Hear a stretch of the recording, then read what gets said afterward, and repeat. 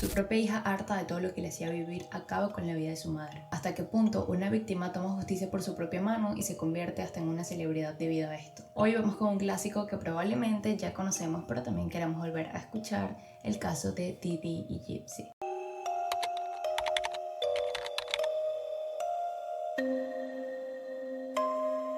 Claudine Blanchard, quien va a ser conocida durante el resto del caso y también en gran parte de su vida como Didi, debido a que cambió su nombre y más adelante conoceremos el porqué, nace en 1967 en Luisiana, Estados Unidos. Durante su juventud se recuerda que esta era una chica con comportamientos manipuladores y bastante problemática. Tenía conflictos con las autoridades debido a que se sospechaba que cometía robos y fraudes menores, además de también tener conflictos con su familia, pues en cierto momento estos lo acusaron de negligencia al momento de cuidar a su madre, quien estaba enferma. Por todo lo anterior mencionado es que esta termina cambiando su nombre al que ahora conocemos como Didi, a manera de distanciarse de su familia y su pasado. Esta queda embarazada a los 24 años teniendo una hija con Rod Blanchard, quien para el momento tan solo era un chico de 17 años. Y aquí alzamos la primera bandera roja, si bien la diferencia de edad no era tanta entre comillas porque tan solo eran 7 años, eran dos etapas completamente diferentes, ya que incluso para el momento Rod era menor de edad. Como es de esperarse, estos tiempos después terminaron separándose. Con una hija en común, lo ideal es que mantuvieran un contacto, pero esto no fue así del todo. Y es que Didi controlaba estrictamente la comunicación entre ambos y trataba de que no la hubiera, por lo que a través de manipulación y engaños termina alejando a su hija de Rod, quien era su padre, y además trataba de estar presente. Esta hija es Gypsy Rose, quien va a ser la próxima protagonista de este caso y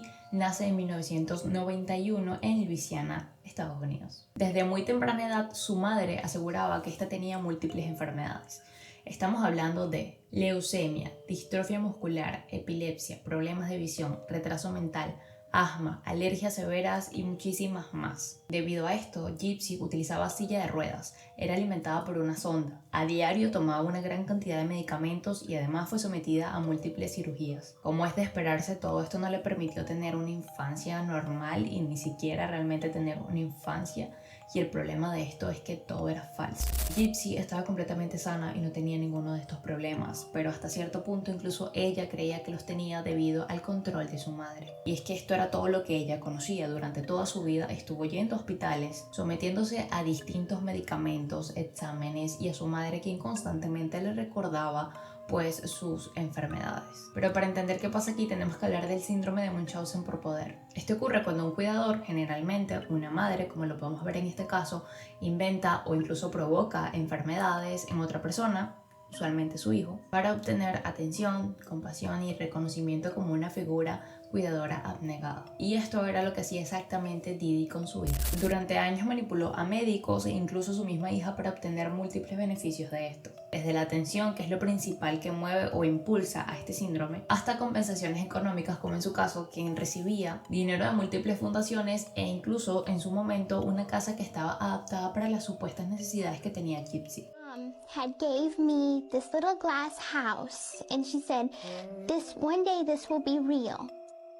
And now it finally is. I have an awesome bathtub.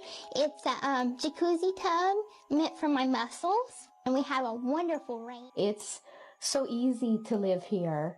And it's so peaceful. Y claro, en cierto punto surge la duda de cómo es posible mentir sobre enfermedades tan graves, la distrofia muscular, la leucemia y el retraso mental. Y es que aparte de manipular a su hija para que se comportara de cierta manera, obligándole incluso a utilizar una silla de ruedas a pesar de que ésta podía caminar. Se cambiaba constantemente de estados para evitar sospechas, destruía y manipulaba diferentes documentos médicos, llegó a decir por ejemplo en alguna ocasión que todos los antecedentes médicos de su hija se habían quemado en un incendio que habían tenido en su casa. Gypsy no asistía a la escuela ya que su madre afirmaba que tenía la capacidad cognitiva de una niña de 7 años, lo cual la aislaba de muchísimas personas que pudieran notar que esto no era así. Y quien mínimamente sí lo hacía o sospechaba algo era apartado por completo de la vida de ambas. Como lo fueron ciertos médicos que empezaron a ver que los síntomas y ciertas cosas no encajaban, así que esta dejaba de asistir a sus consultas, o también como lo fue la familia paterna de la niña, quien empezó a notar que todo estaba muy raro, pero igualmente esta los alejó. De pronto lo que esta no esperaba es que la misma Gypsy, a pesar de lo muy sometida que estaba, empezara a cuestionarse su situación.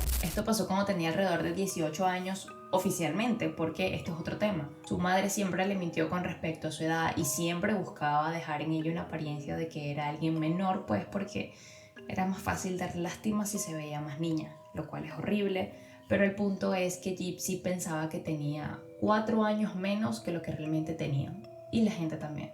E incluso muchas de sus vestimentas y de todo lo que ésta buscaba hacer alrededor de la apariencia de su hija era en base a que se viera menor y dar más lástima con esto. Pero no es hasta algunos años después, entre 2012 y 2014, que esta historia realmente empieza a dar un giro. Y es que durante esta época Gypsy empieza a utilizar el internet a escondida desde una laptop que le fue regalada. En esta se creó un perfil en un sitio de citas cristiano donde termina conociendo a Nicholas Goodjohn, un chico con autismo quien además tenía antecedentes policiales debido a que en alguna ocasión fue encontrado viendo contenido para adultos y también haciendo lo que se supone que la gente hace con contenido para adultos en un McDonald's, lo cual es un sitio público. Y además cargaba con él un cuchillo o algo por el estilo, por ende tenía como este antecedente allí con la policía, la verdad, problemático, pero no nada directamente violento. Estos hablan durante 2 años entablando una relación desde 2013 a 2015 cuando por fin se terminan conociendo en persona. Para poder hacerlo tuvieron que fingir que se encontraban de casualidad en cierto sitio porque pues claramente este no podía tener una relación con ella debido a el estado en el que estaba Gypsy, o más bien el estado en el que su madre mantenía a Gypsy. Ella era muy consciente de esto y por ende termina proponiéndole a Nick que ambos ideen un plan para salvarla. Y la forma que encontraron de hacerlo da paso a los hechos. El 14 de junio del 2015, Nicholas va hasta la casa de Didi y Gypsy por la noche. Gypsy deja la puerta abierta de la casa para que éste pueda acceder con facilidad, además de proporcionarle un cuchillo para luego subir corriendo a esconderse a un baño. Por su parte, Nick hacía uso de este a Didi 17 veces mientras dormía. Luego ambos huyen de la escena y se van a un hotel donde logran estar durante días. Y fue por una publicación de Facebook desde la misma cuenta de Didi, que en este caso estaba siendo usada por Gypsy, ya que ambas compartían una cuenta que era como una especie de apoyo para ambas. Era como una cuenta donde la comunidad podía estar pendiente de los avances de Gypsy. El punto es que en esta cuenta de Didi de pronto se postea: esta perra está muerta. Gypsy fue bastante cruda al respecto e incluso tiempo después postea un mensaje muchísimo más fuerte. Y todo este movimiento es porque esta pretendía hacer parecer que la muerte de su madre había sido culpa de alguna especie de criminal o loco que estuviera por allí. Debido a esto es que la policía termina yendo hasta la casa de ambas, donde termina encontrándose el cuerpo sin vida de Didi y una escena bastante turbia. Se inició una investigación y no fue muy complicado encontrar a Gypsy, quien además estaba viva, sana y caminando. Es decir, inicialmente estaban buscando a Gypsy como una niña que probablemente había sido secuestrada y quien además debía estar en peligro por su situación de vida. Recuerden que ante los ojos de todos esta era una niña bastante enferma y delicada, pero terminan encontrándose todo lo contrario. I'm not able to be in jail. I have a lot of medical needs. I understand that, and they'll get taken care of, okay? Please, sir. Sir.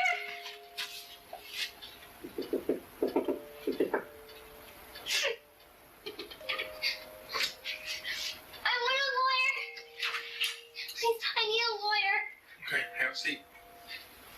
Luego de un rato de negación al respecto, Gypsy termina confesando todo lo que había pasado y además cuenta todo lo vivido con su madre. La comunidad estaba en un profundo shock. Habían creído por años que Gypsy estaba gravemente enferma. Le habían ayudado, se habían apiadado de su madre y la ardua labor que ésta tenía que hacer al cuidar con una niña que supuestamente tenía todos estos padecimientos y de pronto todo era falso. Sin embargo, por muy fuerte que todo esto parezca, Gypsy sigue siendo culpable de un crimen, por lo que fue detenida en Wisconsin junto a Nicholas. Fue llevada a juicio y fue declarada culpable de homicidio en 2º grado. Tomando en cuenta su historia, recibió una condena de 10 años en prisión, de los cuales solo cumplió 8, y fue liberada el 28 de diciembre del año 2023. Por su parte, Nicholas fue declarado culpable de asesinato en 1er grado. Este alegó que lo hizo por amor, pues era la única manera que veía de estar con Gypsy. Y siguiendo esta línea, posteriormente alegó que fue manipulación por parte de ella. I've never known what it's like to have a female connection.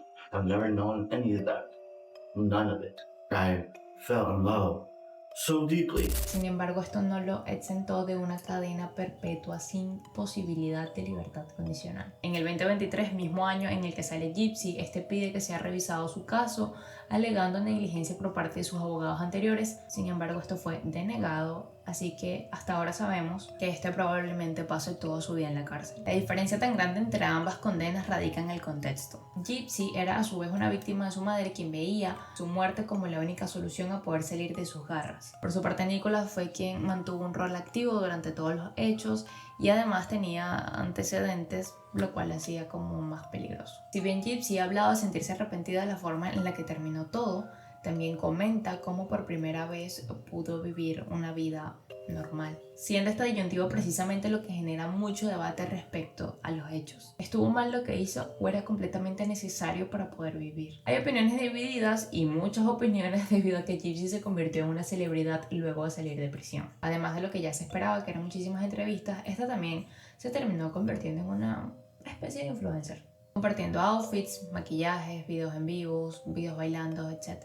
Además de también tener distintos proyectos como su propio documental por Lifetime, anunció que estaba escribiendo un libro autobiográfico y colabora con distintos proyectos de concientización del síndrome de Munchausen por poder. Para muchos es vista como un símbolo de superación y para otros, alguien que debió tomar un camino diferente, o en tal caso pagar mucho más por ese camino tomado. Si bien no soy fan de hacer famosos a las personas incorrectas o de romantizar actos que no se deberían, el caso de Gypsy es diferente. Ella ya fue juzgada en un tribunal por los actos que cometió hacia su madre, pero es imposible que ninguno de nosotros podamos dimensionar el nivel de los actos que cometió su madre hacia ella, lo que nos ata de poder medir qué merece o qué no después de todo lo que ha vivido. Durante su estancia en la cárcel, esta se casó y se divorció, lo cual fue bastante polémico en su momento, pero actualmente esta se encuentra con una pareja llamada Ken Urker, con quien además tiene una hija. Aurora Urker, quien nació el 28 de diciembre del año pasado, 2024, justamente un año después de que esta saliera en libertad condicional. Esta también logró retomar la relación con su padre y demás familiares, y aunque todo esto suena a que en su vida todo ha mejorado, y de cierta manera, claro que sí, la realidad es que esta también está bajo ciertas restricciones legales que, por ejemplo, no le permiten vivir ni con su pareja ni con su hija. Por lo que actualmente, según sus entrevistas, esta se encuentra lidiando con su pasado y tratando de encontrar su propio camino, además de su estabilidad, tanto personal como familiar. Un caso que nos deja a reflexionar sobre muchísimos temas, dinámicas familiares, la salud mental, victimización, justicia, etcétera, mucho. Traté de resumirles este caso como pude, es bastante extenso, tiene mucho contenido, como siempre les recomiendo si tienen la oportunidad. Pueden verse las series y documentales que hay al respecto. En Netflix está una llamada The At y por acá también hay otra que no recuerdo ahorita cómo se llama, pero también se las voy a dejar. Espero que te haya gustado revivir este clásico. Recuerda que si te gusta este tipo de contenido, házmelo saber acá abajo en comentarios. Si quieres algún video similar también y suscríbete para más.